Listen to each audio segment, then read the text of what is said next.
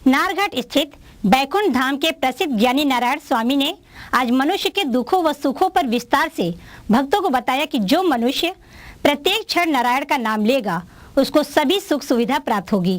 के आधुनिक समय में लोग दुविधा युक्त जीवन भ्रमित क्यों जी रहे हैं और उनके विपत्ति का निराकरण कैसे हो, ये बताएं। देखिए, सबसे पहले तो ये है कि हम जब स्नान करते हैं, पूजा करने बैठते हैं तो गलत पूजा ही कर लेते हैं, जिसके परिणाम स्वरूप हम दिनचर्या जो होता है वो हमारा जो है डिस्टर्ब हो जाता है। हम सही उम्र में सही पूजा का प्राविधान अगर कर लें तो हमारे साथ जो घटनाएं घटेंगी वो सही घटेंगी और उसका हमको जानकारी रहेगा।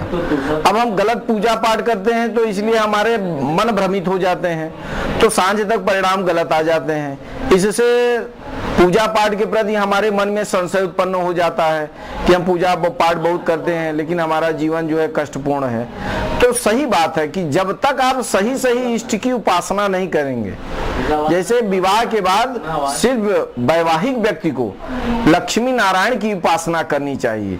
जब आप नारायण की पूजा करेंगे तो ही आपको लक्ष्मी का अर्जन प्राप्त होगा, और उस समय आप किसी दूसरे इष्ट की उपासना करने लगेंगे तो मन में भ्रमित व्यवस्थाएं जन्म लेती हैं, और जब मन में भ्रमित व्यवस्थाएं जन्म लेती हैं तो आप किसी भी काम में मन नहीं लगता, और जब किसी काम में मन नहीं लगेगा तो आपके परिणाम कर्म के अच्छे नहीं आएंगे। इसलिए जो भी कार्य करिए, पूजा पहली सीढ़ी है इस दिन भर के दिनचर्या की कि आप सही उम्र में सही पूजा करें।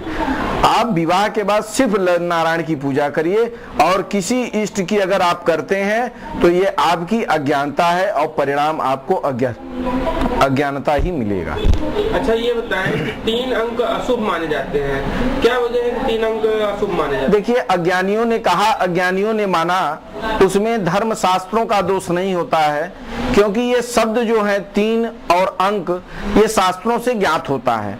अब शास्त्रों में ऐसा कहीं कहा नहीं गया है। 3 होता है ब्रह्मा विष्णु महेश, जो शुभ माना जाता है, लेकिन अज्ञानी बनाए जाने के लिए आपको कहा जाता है कि अशुभ है, और आप उस सामने वाले के बनाए शब्द के भ्रम जाल में फंस जाते हो। और जब आप भ्रम जाल में फंस जाते हैं तो आप भी दूसरे को यह बात ट्रांसफर करना शुरू कर देते हैं कि 3 शब्द अशुभ होता है, 3 शब्द अशुभ होता है। इस संसार में शुभ और अशुभ कुछ है ही नहीं। शुभ है तो आपको ज्ञान है, अब अपने ज्ञान के द्वारा अशुभ को भी अच्छे परिणाम के रूप में ढाल लेना, यह मनुष्य की सबसे बड़ी उपलब्धि है। प्रभु के साथ बैठे हैं, इनके पास आए हैं, ऐसा क्यों? कब से इनसे आपसे परिचय है? इनसे तो मैं करीबन 10 साल से जुड़ा हुआ हूँ, मगर 10 साल में इनके साथ में मिलके मेरे को जो प्रेरणा और जो खुशी, जो अंदर से सब कुछ खजाना मिला, वो शायद मेरी जिंदगी में मेरे को कुछ नहीं मिला। क्या मतलब इनका कोई चमत्कार ऐसा बताएं जो आपने ऐसा चमत्कार इनका देखा? चमत्कार तो ये होता है कि दिल में भावना होनी चाहिए अच्छी। पत्थर को भी मानोगे तो भगवान है उसके अंदर। हमको इनके अंदर वो चीज़ लगी जो शायद किसी के अंदर नहीं लगी। मैं दुनिया में कोई जगह ऐसी नहीं जहाँ पे ना गया हूँ, मेरे को सब जगह शांति नहीं मिली। इनसे जुड़ के जो मेरे को शांति मिली है वो शायद जिंदगी में कभी हमको वो शांति मिल ही नहीं सकती है। जैसा कि आप वो देख रहे हैं कि आपने नारायण जी जैसा एकदम वेशभूषा धारण रखा है, ऐसा क्यों? मैं इनके साथ में जब मिलता हूँ तो इनके जैसा बन जाता हूँ। वैसे तो हमारा एक व्यापारी टाइप का जीवन है, नहीं समझे, रोज कुआं खोदना और पानी पीना, मगर इनके साथ में मैं रह के सब कुछ भूल जाता हूँ, इनमें जुड़ जाता हूँ। मेरे को ये लगता है मैं सब कुछ त्याग दूँ, इनके साथ में जुड़ जाऊँ। कहाँ से आए हैं आप? मैं बॉम्बे का रहने वाला हूँ, मेरा नाम अनिल सोनी है। अच्छा, आपकी इनसे मुलाकात कैसे हुई? इनकी हमारी मुलाकात भई थी हरिद्वार में।